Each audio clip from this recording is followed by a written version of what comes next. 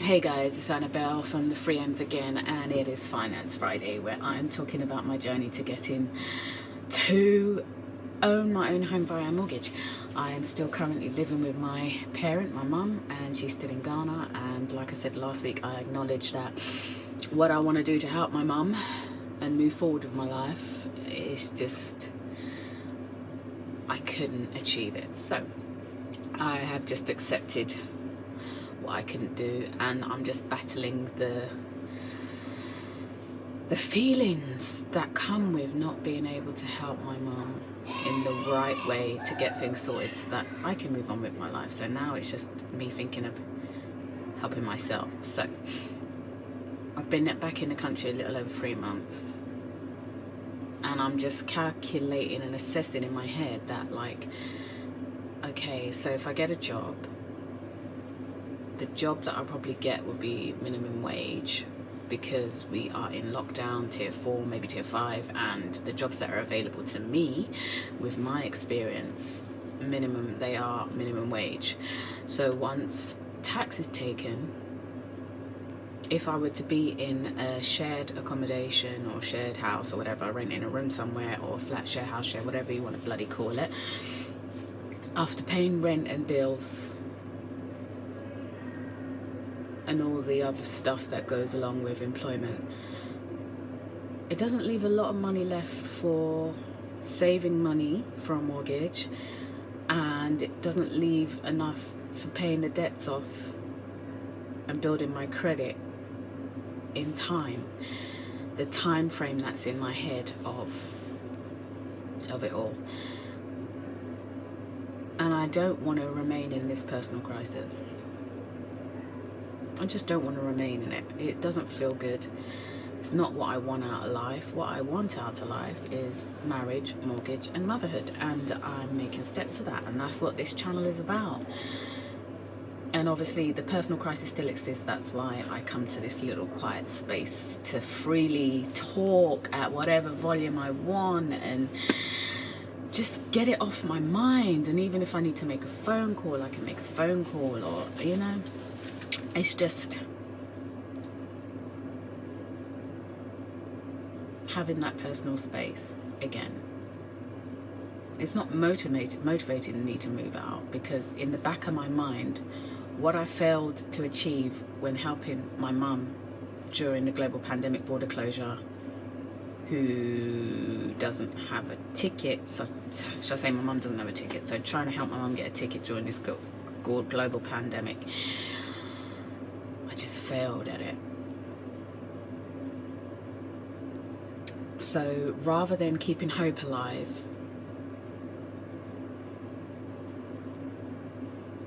I've decided to just accept. I just can't keep hope alive. I've gone to as many avenues as I could. I'm unemployed and on universal credit. And in my mind, it wasn't job hunting as soon as I got off the plane into my mother's property. It was a case of, I want to work, I want to do a job, I want to be employed, and I want to stay employed. And for that I need to be reliable. So in my mind, I just believed, well, if I want to be reliable and I know I'm going to be going to Ghana to hand my mum a printed ticket, why on earth would I be getting a job and then leaving it when jobs are so far and few between right now? Like, we're in another lockdown. How many shops have been closed down? How many businesses have been halted? So it's just, that was what was in my mind. So like I said, I've accepted that. So now I'm like, okay, job hunting like I did last week. The jobs that were available,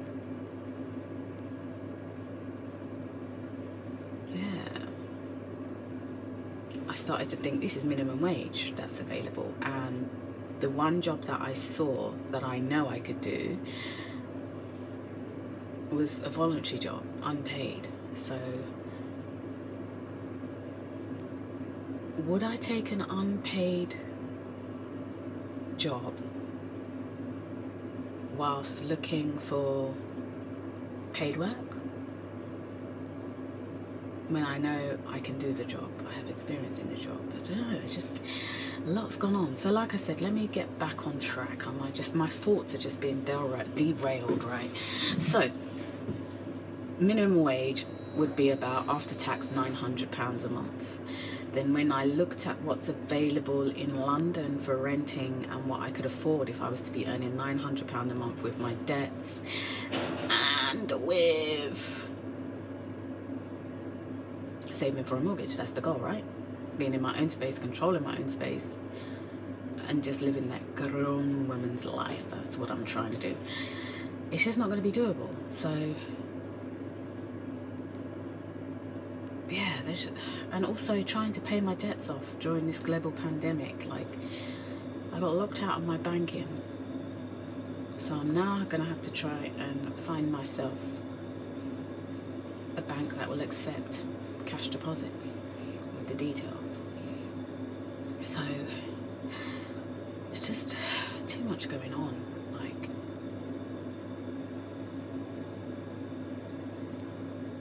you know, one of the weirdest jobs available on those websites was erotic audio recordings. I just pissed myself laughing, like, and am I going to have to apply for erotic audio to survive? Like, is that what I'm going to have to do? Because the other job available that I know I could do, the experience, unpaid, it's just so overwhelming. I think I've just been overwhelmed with accepting what I can't achieve when it comes to helping my mum getting a ticket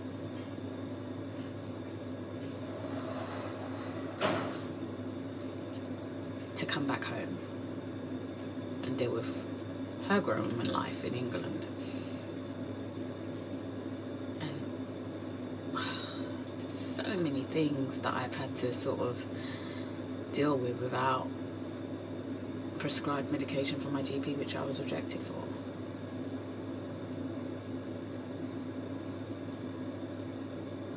So yeah, let me just go back to that whole, yeah, it'll probably be about £900 a month for us to get employed, and a portion of that will have to go to paying my debts off, and a portion of that will have to go for savings, and the rest will go on living costs and travel costs.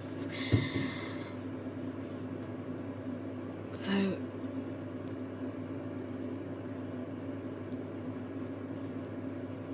I'm just thinking, like, in staying in my mum's house, getting employment would leave me a lot more money to save for a mortgage and pay my debts off. So I may have, like, I don't want to, like, there are so many people that are in debt and not living in their mum's property and working. Like, I don't want to be that girl that stays at home with mum whilst in full-time employment,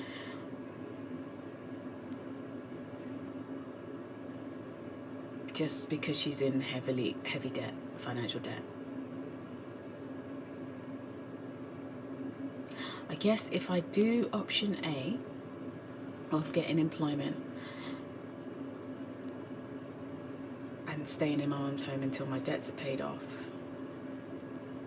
and until I've saved enough to put a deposit down for a mortgage,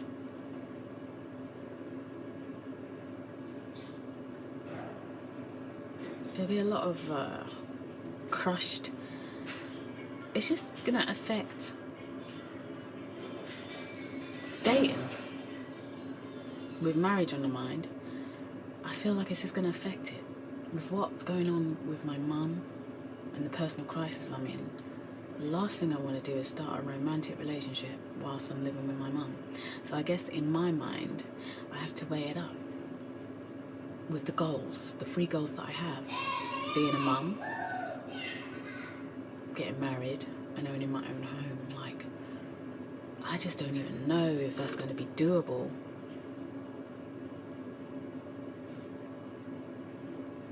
Am I going to have to stay in my mum's home Okay, so option B is probably affordable housing.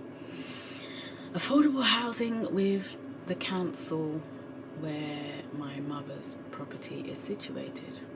North London, Enfield. Affordable housing. That's the only way I'm going to be able to get into full-time employment and have enough money to save for a mortgage and pay my debts off. Affordable housing. Like, let's talk about affordable housing in Enfield. Is it even available? Like, when I take this route to this shopping mall and I see all of those council buildings and I just feel a bit envious, I'm like, why can't I have one of those? So I'm going to have to probably put my name down on the list for Enfield Council. So,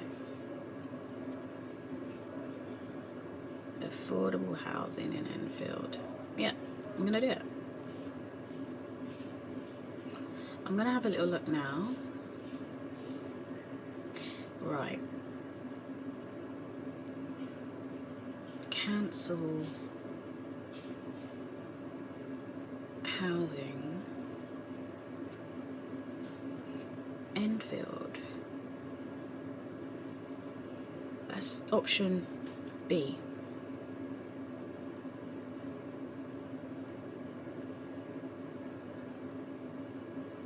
Apply to be on the housing register.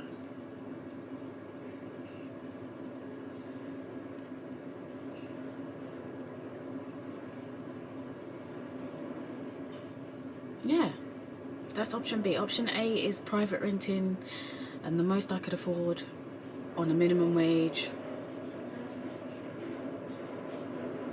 I'm unemployed at the moment, so realistically I would have to be looking on private rented accommodation that accepts housing benefit. So that is option C. Option C is to look for private rented accommodation that accepts housing benefit. Option A is to get a job first and then look for private rented accommodation and pay for that with my wages from working. And option B, kind of mixing it up, option B is applying for housing in Kent. Alright. If you're homeless or threatened with homeless, you should visit I'm at risk houses. The housing list should not be used to ask for help with a homeless situation. Renting from the council or a housing association. Wow, okay. Alright.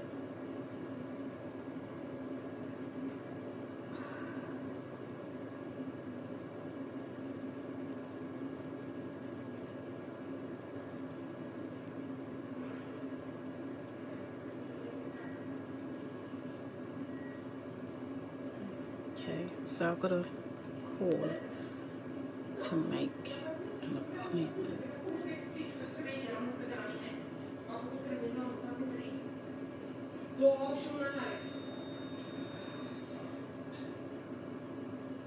Okay, so this is the option: temporary accommodation. If you are pregnant, have dependent children, severe medical illness, become homeless due to fire, emergency or flood. Wow, there's so much to look at.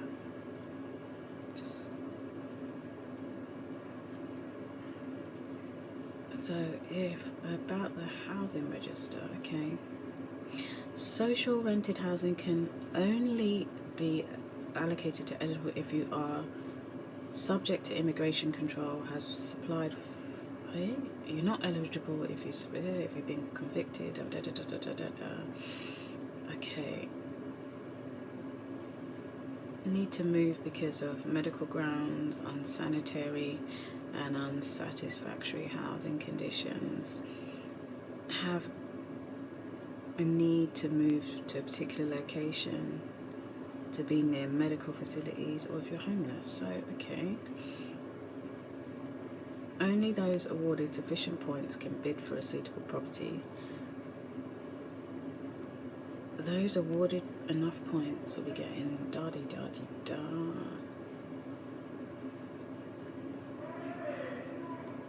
Wow, if it overcrowded.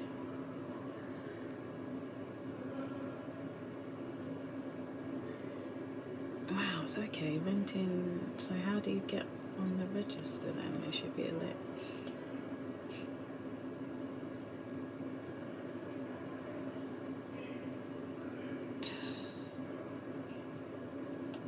There's no link to say how.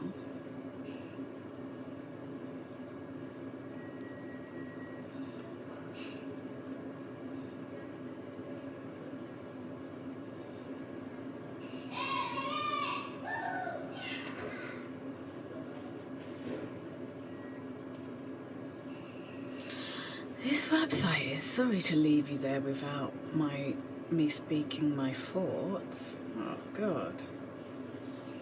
There's not much. So I guess, okay, so I guess I have to...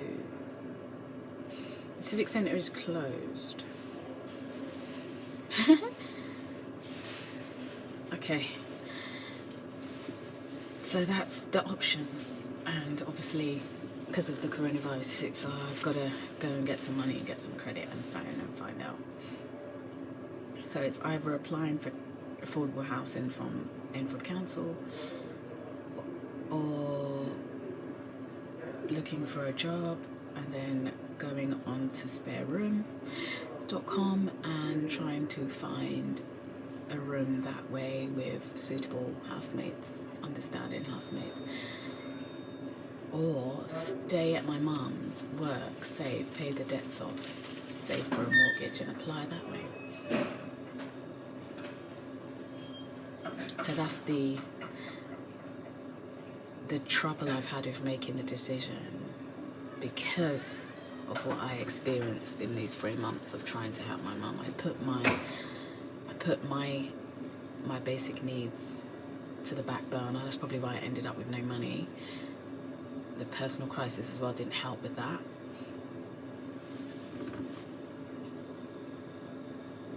The personal crisis didn't help at all. So I didn't put myself first. I didn't help myself. I didn't love myself enough to put myself first and just let God deal with it. Someone said leave it to God. A perfect stranger said leave it to God and just help myself. I've always been told God helps those who help themselves. So I've got to help myself.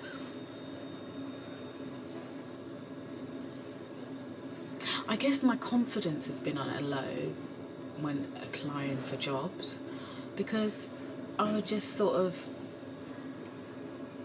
go for it, look at what they need, decide that I can do it, and just go for it. I haven't got that go for it mentality anymore. Now it's like, look, I want to be employed for a long duration so that I can buy my own home, get out of debt, and if I should get pregnant by an amazing man that I marry, I'll be able to look after my babies. Like, I know what my mum suffered. I'll talk about that more Motherhood Monday, actually. I won't talk about what I witnessed as a child with my mum and dad. This is about money. So, like, I guess I didn't love myself enough to put myself first. I didn't get the thought that if I put myself first, I'll be able to help my mum better. I had one idea in my head that I believed that I could do, and I just went for it and I took action to that. I loved myself enough to think about my safety during this personal crisis. That's why I ended up in hotels. And I think I got very far with regards to contacting my creditors. I think so. I've done very well with that. But when it came to going to the bank to pay off my debts, they said because it was a head office account and not a business account, whatever that means, that I couldn't just deposit some cash because I got locked out of my bank. So I guess I need to have that calm, like the calm, quiet space, such as a library. It's just not available. They're closed. Like the last time I went to the library to try and sit with my laptop and get things sorted out, they refused me. they were just talking about bloody visa applications, and I don't need that, do I? So I don't know. I don't know, guys. Is it just an excuse looking for a quiet place? No, it's not just an excuse. You need to focus so you don't make mistakes with your online banking and end up sending the wrong amount because you're unfocused and you're on edge because of your personal crisis and your fears about what's happening with your mum after 9 months in Ghana and becoming more aware about Africa. After spending my whole life in England and only speaking English, just a lot to deal with. It would have been great if the doctor prescribed me medication to help with the anxiety. And it would have been great if the NHS, my local hospital, would have given me the counselling I needed from a professional, because I don't have enough money to go to a charity and then pay them extra money for counselling. Yes, I love myself, but I also know I'm entitled. I am entitled to counselling to help me through this difficult time. And I haven't had a phone call from any assessment centre to tell me what's the next step when you're on a low income on universal credit. So guys, those are my thoughts. They're a bit like, oh, they're here, there, departments. I can't even say the word. They're all here, there and everywhere, and I'm just trying to pull them out and get them in logical order so that I can take action. But I guess the trauma I've suffered is just messing with my ability to make a decision and not care about the result.